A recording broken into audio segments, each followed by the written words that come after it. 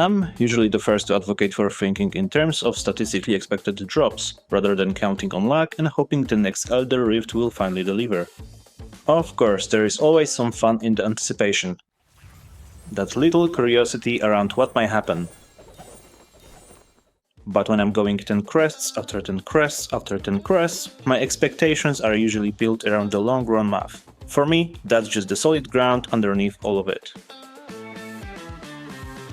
So I had this idea. Use the same amount of Eternal Crests that roughly matches the cost of a 7-draw Phantom Gallery run, get as much out of them as possible, measure the result and compare the two. That felt like a natural matchup to make, especially after my previous video on Phantom Gallery, and also because this is exactly the kind of comparison that fits the broader direction of this channel. But it didn't really play as I expected, and here's why. To make that plan happen, I spent 10,720 orbs on 67 Eternal Crests, then added 3 from my bag to do a 7-10 crest runs. Of course, the timing here isn't accidental. With multiple time-limited modifiers active at the same time, this is the best possible moment to use Eternal Legendary Crests. And with a sample of 70 of them, the other thing I can at least try to stabilize is how I move through the drop rate ladder to trigger Mirror Jewels at the point where the 5-star drop chance is already at reasonable level. For this attempt, it means triggering it after around 20 to 25 crests without a 5-star drop, so it puts the next 10 on a path where the last crest reaches roughly a 50% chance. Knowing I'm not there yet, I'm starting my first run with 10 crests just to see how it plays out. And right away, 2 Leviathan Tombs, straight out of the box. This is one of those moments that starts quietly in the back of my head and gets louder very quickly. Like, maybe from time to time I should just tick that box and stop counting everything before I go for it. But I guess it never gets loud enough for me, so I just check which crest the drop came from to add another 10.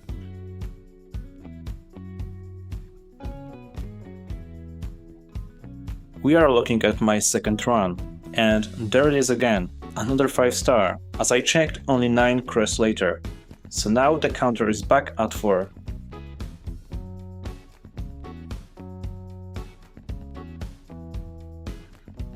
I'm starting my third run with next 10 crests.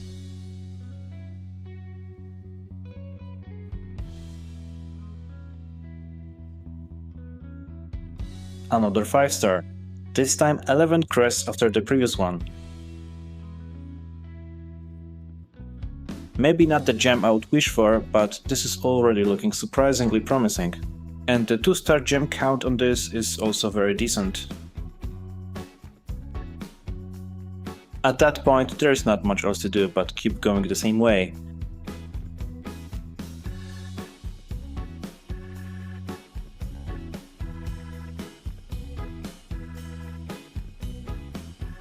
And with the crest samples so far, the results are already getting kind of absurd. 2 more 5-star gems, Leviathan Tomb and Bottled Hope. And yeah, that Leviathan Tomb is 5-1 big.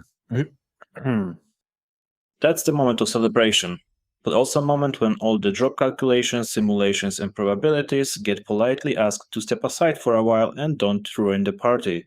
Because this time RNG decides to be unusually cooperative in my favor. Quickly, 2 different concerns show up. Do I sell it or do I keep it? That part can wait.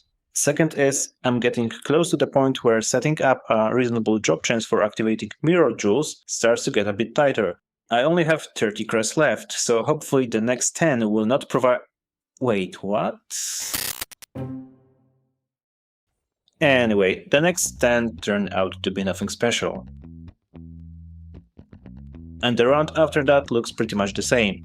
Honestly, after the drop so far, that almost feels disrespectful. Okay, now the counter is at 21 crests without a 5-star, and under the drop rate increase event, this is usually the point where I'm comfortable triggering Mirror Jewels. And under the 70 crest versus 7 draws assumptions, this is my final 10 crest run, so I don't really have another choice but to activate it here. There is no guarantee to get a 5-star starting from here at all, But even outside that comparison setup, pushing the counter further just feels like too much risk to me.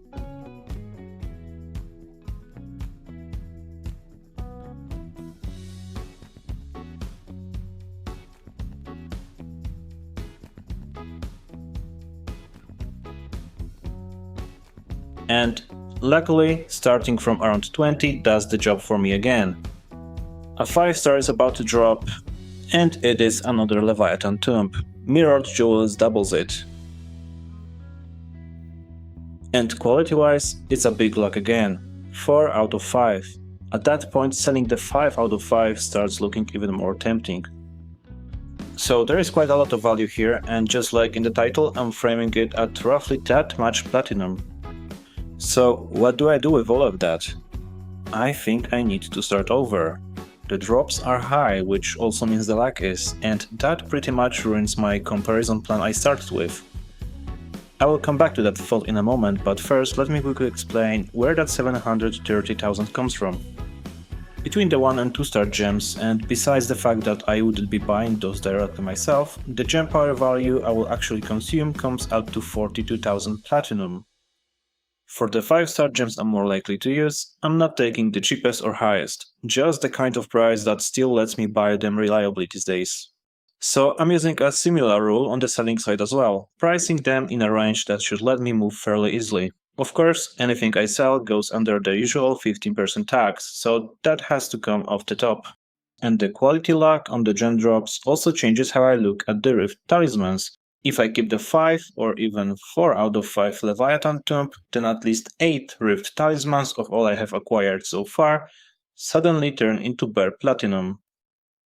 Just to add this quickly and without going into deeper calculations this time, the statistical expected value I had in my mind for 70 Crest here was slightly above 200,000 platinum. You can get Eternal Crests just by playing, so with those I can only wish you the best possible drops. But when it comes to spending Eternal Orbs efficiently, I don't want this unusually luck run to become temptation or a deciding factor in how you use them. Unless of course that's the way you want to play it. So, I'm doing another round of 70, and regardless of how that one goes, in the next video I will step back a bit, do a more general breakdown, explain the numbers more precisely and evaluate it in a broader context. If you are interested, till the next one, and for now all best drops.